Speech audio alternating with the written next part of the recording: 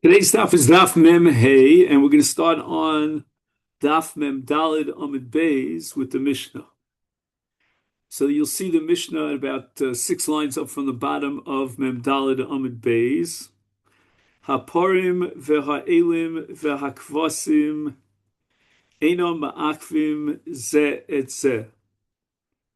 So the discussion here in the Mishnah is about the musafim of Moadim. And the question is, there are many different karbonos that have to be brought on the Moadim. There are parim, there are elim, there are kvasim, there are seirim. And the Mishnah establishes that if you cannot bring the whole number, let's say there was a certain number of kvasim, you had to bring 7 kvasim and you didn't have 7, can you bring less than 7? Can you bring 6? Can you bring 5? Can you bring 1? And the Mishnah is establishing that it's perfectly okay to bring, whatever you can bring. And you'll get the partial kiyum. You won't get the full mitzvah, but that's what you'll get. So it means that the number of kvasim or parim or elim is not likuva. It's not absolutely critical. And this will apply, as we said before, in the musafim of Yom Tovim and also on the musafim of Rosh Chodesh. And the parsha of the musafim is in Bamidbar, which is called, you'll see, Chumash HaPkudim, because the Pkudim means the counting of Bnei Yisrael at the beginning of Sefer Bamidbar, in Prakim Chaf Ches and Chaf Tes. And the Mishnah is establishing that this number and seder or combination of different elim, parim, kvasim, etc., is not essential, and whatever you have, you bring. Rabbi Shimon addresses a slightly different question, and that is im lehem parim merubim. Let's say you don't have enough to acquire both parim and nisachim, right? The nisachim are the niskei yayin that have to accompany the carbon. And now you have two choices. You could either bring many parim without nisachim, or less parim, but with nisachim. And Rabbi Shimon advocates that im hoylem parim merubim, v'lo hoylem nisachim, yavi par echad unisachim, v'lo yakrivu kulam v'lo nisachim. We'd rather bring one keves, or one par, and do that mitzvah b'shleimus in a perfect way with its accompanying nisachim, even if at that expense he's going to have to give up on many other animals, many other zvachim that he would want to bring. Because according to Rav Shimon, the most important thing on the agenda is to bring a karba b'shleimus, which means that it should be accompanied with its nesach. The Gemara now mentions hani parmu kvasim behecha. So here we have different parshios in the Torah where the Torah speaks about bringing musafim from parim or kvasim, from bulls and lambs. If the reference in the Mishnah is to the Chag, and therefore on Sukkot is called Chag, and the numbers go down. You start with, on the first day of Sukkot 14, you go down to 13, etc., until you get down to 7. It can't be that the Mishnah is referring to the Musafim of Sukkot, because the Torah says in that parsha, Kimishpatam Ksivbahu. After the Torah delineates how many of each animal you have to bring, and a certain number, the Torah adds the word Kamishpat or Kamishpatam, which means bring as I told you that number. So that number is essential, it's critical, and if you don't have all, you have nothing. Ella, but rather by virtue of excluding any other possibility, the last resort is the Rosh Chodesh. Now, again, with regard to Rosh Chodesh, you have to bring a certain number of parim and kvasim as delineated in Chumash Pekudim in Bamidbar, v'atzeres, and also in that parsha in Bamidbar, the Torah tells you what numbers you have to bring on Chag HaShavuos, which is called Atzeres in the language of the Talmud. And that's going to be the reference of our Mishnah. Now we start today's daf, which is Memhei. Elim dehecha. Now, the parsha of Elim, with regard to Chag HaShavuos, appears not once but twice. It appears in the Musaf service, which is delineated in Chumash Pekudim in Bamidbar, but it also appears in Parshas Emor with regard to the Shtei Lechem, the special carbon. At the center of the karbonos of Chag HaShavuos is the Shtei Lechem, the two lechamim that were brought, and those lechamim were accompanied by their own set of elim. And those elim are delineated in, as we said before, Sefer Vayikra in Parshas Emor. And now we have to refer to our Mishnah and try to understand whether our Mishnah is referring to the elim of the Musafim in Sefer Bamidbar or to the elim of that were brought with the Shtei Lechem in the Parsha of Emor.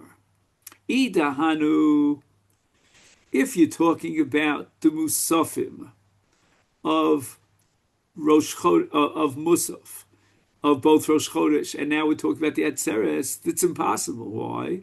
The Ayelhu, the Torah in the Musaf service of Atzeres, of Shavuos, only requires one ayel.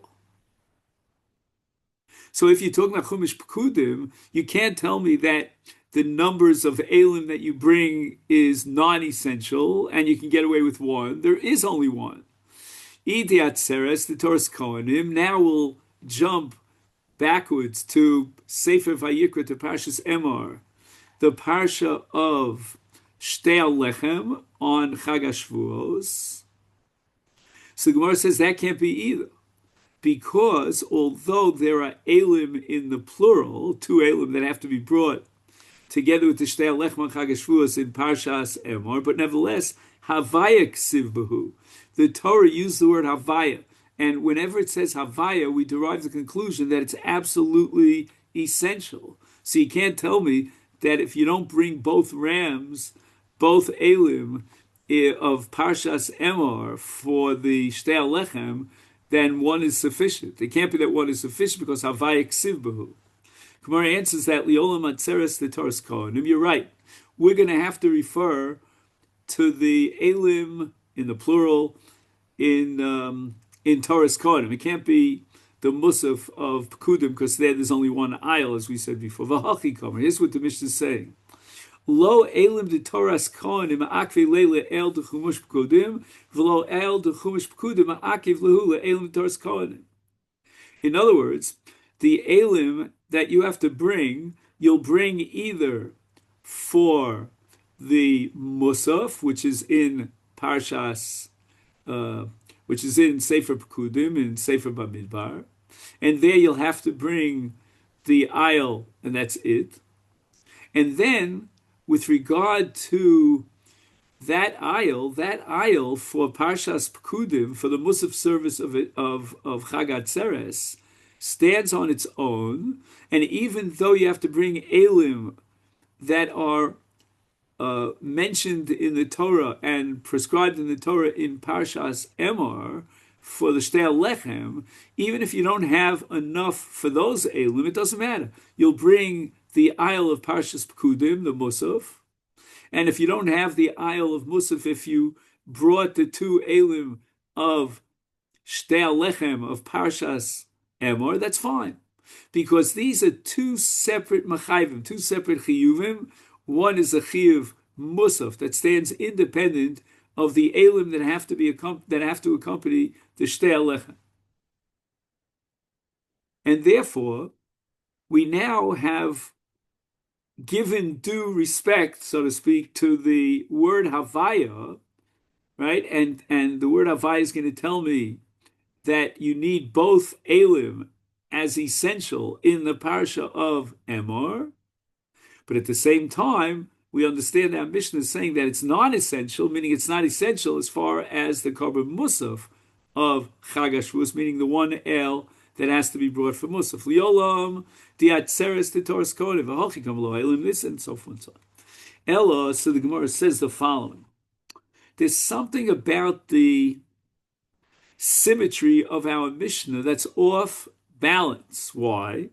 Because parim, right? The Mishnah also says that the number of parim are non-essential, and you can get away with any number of parim, even one. The afilu adadi loma akve, right? And even if, let's say, for example, the Musaf service that's outlined in Chumash Pekudim, it mentions a number of parim. I think he tells you here 2 parim for the Musaf service, and seven kvasim, and the elim, and then it says elim dahacha hu delo ma'akve, in hu ma'akve, right? This is something very strange over here. On the one hand, when the Mishnah addresses elim, it's separating between 2 categories of elim. But on the other hand, when the Mishnah mentions kvasim or parim, the Mishnah is not separating it into 2 different parashios. The Mishnah is talking about one seder of parim, and the number that you bring is non-essential. If you have to bring only one, you'll bring only one. The number of kvasim is non-essential. If you can't bring all 7, you'll bring one. And the Gemara answers, Tana, mili, Tani, this shouldn't bother you. The Mishnah could be broken down into 2 ways. And this lack of symmetry is not problematic. We can really interpret the Mishnah in that way. And with regard to the Elim, we're talking about 2 different parshios of Elim, and they're not makiv one or the other. With regard to Parim and Kvasim, we're talking within the same local parsha of Kvasim or Parim, that the numbers are not likuva. Now the Gemara quotes a pasuk in Yechezkel. This is going to pretty much occupy our minds for the balance of today's daf.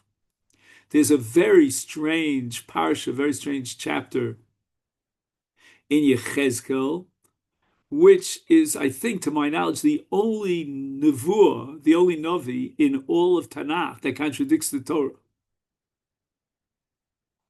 which is pretty shocking.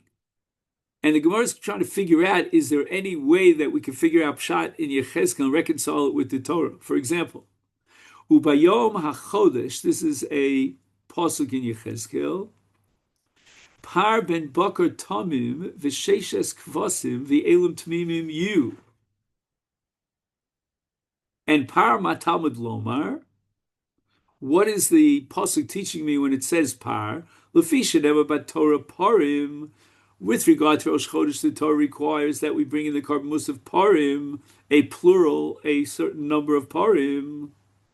If you don't find 2 parim, maybe echad, tamaloma par, fine. So far, so good. The pasuk in Yechezkel is teaching me exactly what we learned here in our Mishnah, that the number of parim that have to be brought on Rosh Chodesh is not essential.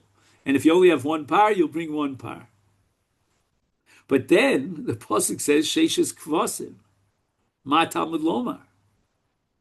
What do you mean sheishes kvasim? 6 lambs. The Torah says you have to bring 7 lambs. Lefisha kosev Torah shiva minayim shelo motza shiva yavishisha. Once again, the pasuk in Yechezkel wants to emphasize the non-essentiality of the numbers of kvasim in this case. So what happens? You can't find 7. Can you bring 6? Tamalom sheishes. That's why Yechezkel Navi says, bring 6. Minayin shimlo motza shishi yavi chamisha, chamisha yavi arba yavi shlosha yavi echad shnai, etc. Talmud lomar lakvasim asher tasig yado.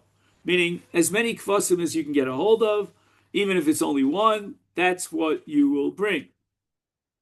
Umiachad ksivi hachi sheishes kvasim lomali. Now, if you're telling me you have a special pasuk that indicates ulakvasim kasha tasig yoda, whatever you can get a hold of, then why did you have to bother telling me 6 kvasim, which implies that if you don't have 7, you bring 6, when you just taught me that the numbers are non-essential? And the Gemara answers, the kama the efshal adure madrina. The pasuk in Yechezkel wants to tell you, try as best as you can to maximize, to come as close as you can to the number of parim that the Torah requires, to enhance your mitzvah to the extent that you can, meaning if you don't have 7, don't bring just 1, but try to bring as many as 6. Uminayin shema'akvim zed zed. Now the Brisa goes on to say, how do we know that in the case of the 2 parim or the shiva kvasim, how do we know that they are essential? Because again, we had the pasuk yiyu, and that's what the Gemara again is going to quote here, Talmud Lomar yiyu. So yiyu is a pasuk that appears apparently in Yechezkel as well, and this teaches us essentiality. Now, on the one hand, the Brisa just derived the conclusion from the beginning of that pasuk that you don't need both parim or all 7 kvasim; they're not essential. So Rashi explains that the beginning of the pasuk is referring to a case where some of the animals are simply unavailable; you can't get a hold of them. But when it says Yehu, they shall be, which tells me that it's essential, that's talking about a case when he has the number of kvasim or parim that the Torah requires, and the Kohen wants to say, you know what? Okay, we have 7, we have 2, we're only going to bring 6, we're only going to bring one par and 6 kvasim. That is excluded under the pasuk Yu. So again, the essentiality of the number is only applicable when you have accessibility to that number. If it's impossible to get that number, then we apply the principle that we derived from the beginning of the pasuk, ulekvasim kasher tasa yodo, you bring as many as you possibly can. But now let's get back to the pasuk in Yechezkel. Very strange. Ko amar Hashem barishon bechad lechodesh tikach par ben bakar tamim. And then it says v'chitesa es hamigdash. Let's see what's going to bother the Gemara here about this pasuk in Yechezkel. It says here that on the first of the month, we're talking about the month of Nisan, you should bring a par, which is unblemished. That's called tamim. And bring it as a korban chatos, v'chitesa es hamigdash. What's going on over here? The only par that you bring on Rosh Chodesh, according to the Torah, is a korban olah. It's not a korban chatos. How could Yechezkel call the korban that's brought on the first of the month, meaning on Rosh Chodesh, a korban chatos? Bring this par ben bakar tamim as a chatos. The Torah says you have to bring an olah. Rabbi Yochanan was so overwhelmed by this contradiction between the Torah and the pasuk in Yechezkel, the nevuah of Yechezkel, as far as the nature and the class of korban that has to be brought on Rosh Chodesh, whether it's olah as the Torah says, or chatos as Yechezkel says, parsha zu Eliyahu osid lidorsha. No way that we can reconcile Yechezkel's nevuah and his teaching with that of the Torah. We have to wait till Eliyahu Hanavi comes, and he will somehow reconcile it. However, Rav Ashi says, you know what? I can reconcile it. You don't have to wait till Eliyahu Hanavi.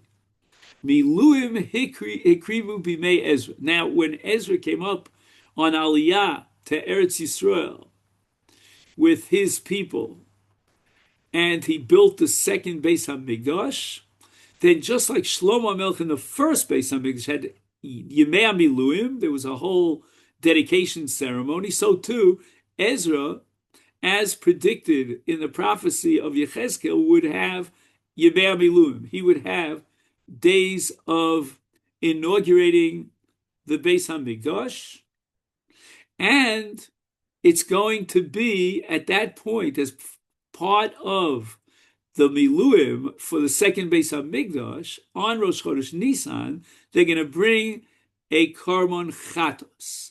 Kederech shekrivu b'mei Moshe. When Moshe Rabbeinu inaugurated the Mishkan back in the Midbar in the desert, then it was Rosh Chodesh, and he brought a young par as a chatos. Now, Tosfos points out that that's not so. In truth, Moshe Rabbeinu, at the time of the Miluim, brought an egel. But Tosfos points out that an egel and a par belong to the same species, And therefore, it could be that even though Moshe brought an egel for a chatos on the inauguration of the Mishkan, Ezra would bring a par, which belongs to the same family, a cow, or a bull in this case, a male cow, as the inauguration of the second Mikdash.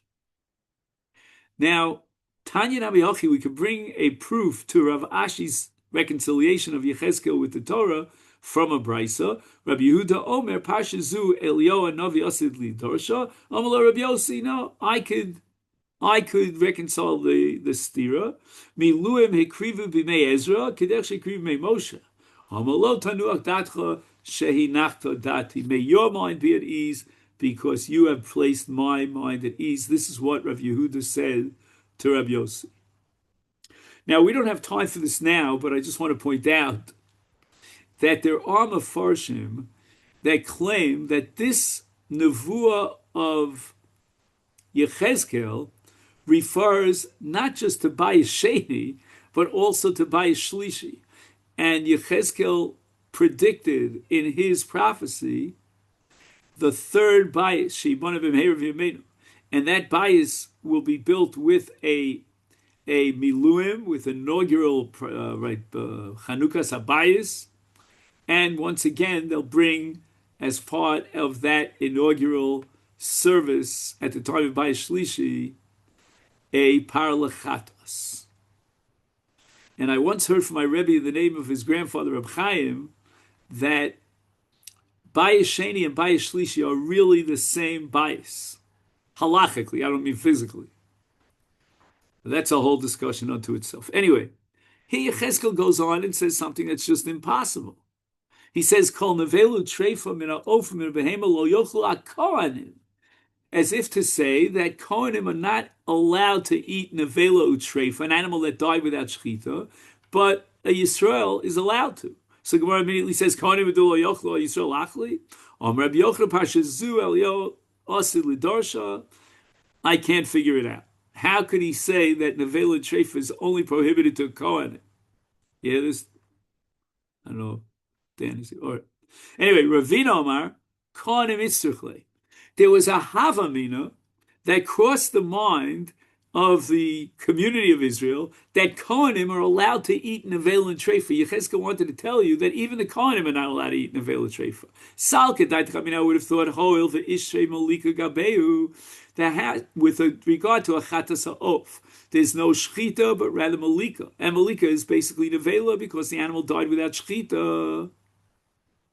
Is therefore, if the Kohanim are allowed to eat from the bird of Malika, which is Nevela, then Tishrei Nami Nevelu Treifa, maybe they weren't included at all in the Isur Nevelu Treifa. Kamash Malon, and that's what Yechezkel wants to teach us, no, that even the Kohanim are included in Nevelu Treifa. Truth be told, I have a lot of trouble with this Havamina because I never found that there was an Isur that applied to Yisrael that doesn't apply to a Kohen.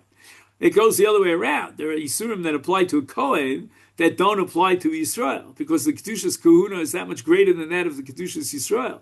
But here we're saying no, that the Torah would lower its requirements for a Kohen. That's a Pella Vahavamina here. We go on with the contradictions between Yechezkel Hanavi and our Torah. V'chein taseh b'shiva v'chodesh. We're now on the 7th day of the month of Nisan. And mi'ish shogeh v'pesi v'chiparta misabayis. There's some sort of a chatos that's brought on the 7th of Nisan. Guess what? You go through the Torah from beginning to the end, you'll never find any mention of a karma chatos that has to be brought on the 7th day of Nisan. How could this be? And it says here in the pasuk, b'shiva b'chodesh.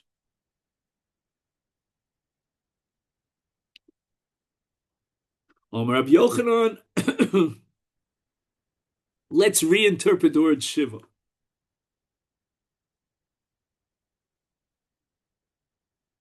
Elu Shiva Shvatim Shechatu. Now, we're learning the sugya now of what's called Par Helim Davar Shel Tzibur, when there was an erroneous psak that came down from Sanhedrin, and most of Klal Yisrael violated the Torah in an Isur Kares and therefore they have to bring a par helim davar shel tzibur. Now, there are 12 Shvatim. 7 is a majority. 7 out of 12 violated this Isur Kares based on the erroneous ruling that was handed down from the High Court. And the Chiddush of Yechezkel is that in such a case, there's a Chiyuv of Par Helim Davar Shel Tzibur, even though those 7 Shvatim have less of a population than the other 5 Shvatim. The Afal Pisha Eino Ruba Shel Kol. Even though they don't represent the majority of Klal Yisrael, but nevertheless, they're the majority of Shvatim, and that it's enough to set up the din of Rov and the Chiyuv of Par Helim Davar Shel Tzibur Chodesh. What does Yechezkel mean when he says about Chodesh? Because it says Shiva B'Chodesh. Shiva, we said, refers to the 7 Shvatim that sinned. So what's B'Chodesh? Chodesh, he says, Im Chidshu V'Amru Chelev Mutar. The Chodesh means Chidush, meaning they told us something brand new, which is an erroneous ruling, that you're allowed to eat Chelev. How exactly they came to the conclusion that you're allowed to eat Chelev is literally beyond my comprehension. But that's what it says here, and that's Parah Helim Davar Shel Tzibur. It's a parasha in the Torah. Then the pasuk says, "Me ish shogeh umi pesi," from someone who is a shogeg. He didn't do it deliberately. Pesi is someone who's ignorant. He believes anything you tell him. Melamed Yechezkel wants to teach us she'ein chayavin. When is there a chiyuv of Par Helim Davar Shel Tzibur? El al helim davar im shigegas ma'isa. Now, it's not just enough that most of Klal Yisrael accepted the ruling in theory of the erroneous ruling that was handed down by the Beis Din, but rather that they did a ma'isa. They did something in actuality, and that's called a shogeh, and they did it as an action. And then they have to bring a Par Helim Davar Shel Tzibur. This pasuk has nothing to do with a Karban Chatas that's brought on the 7th of Nisan. Rabbi Yehuda Marav Zocher also Ish L'Tov. I want to remember someone for the rest of eternity who deserves, accolation. V'Chanina ben Chizkiah Shmo. What was so great about Chanina ben Chizkiah? And by the way, some say that he was also the author of what's called Megillas Titus, which is a compilation of Braisos. Shel Molehu Nignaz Sefer Yechezkel. If not for the salvation of Chanina, then Yechezkel's Sefer would have been put into Geniza for all of posterity. Why? Shayudvar of Sosrim Divrei Torah. And the words of Yechezkel and his Nevuah were contradicted the Torah, and therefore we have to put it away. We have to hide it. Me'asa, what did Chanina do? Hela shalosh me'os garbe shemen v'yoshav ba'aliyah udrasha. Wow. The man spent who knows how much of his life to try to study Yechezkel and reinterpret it in such a way that it could be reconciled. He purchased 300 barrels of oil to keep the lamp going. That's how they burnt the lamp. They didn't have electricity. And he took them up to some sort of upper chamber where he got complete silence. Nobody bothered him with WhatsApps or anything like that.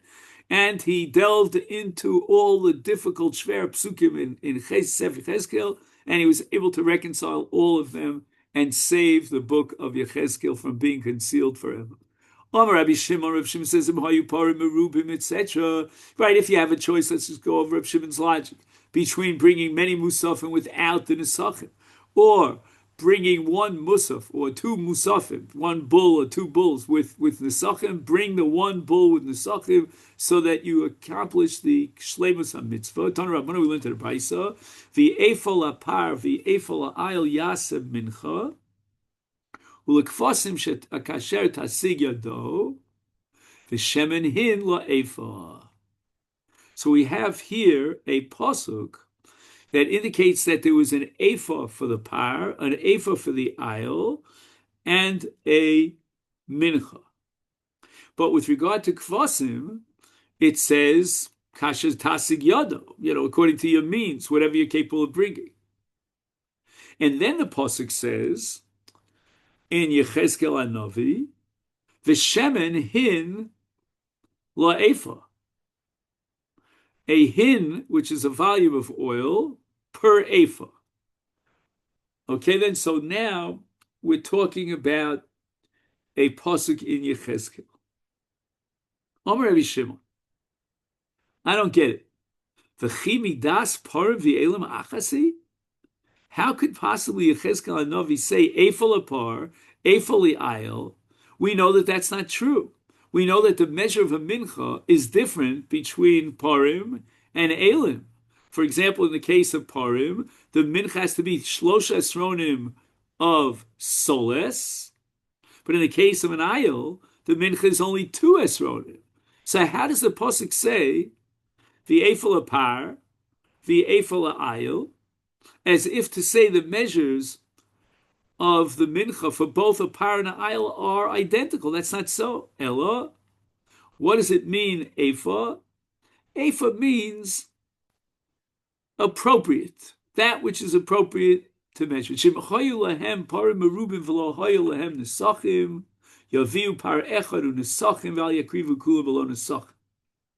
If they have parim and they have, either sufficient funds or they have a whole otzer full of parim, many parim, but they don't have nisachim, so they shouldn't bring all the parim, but rather use the funds to buy nisachim.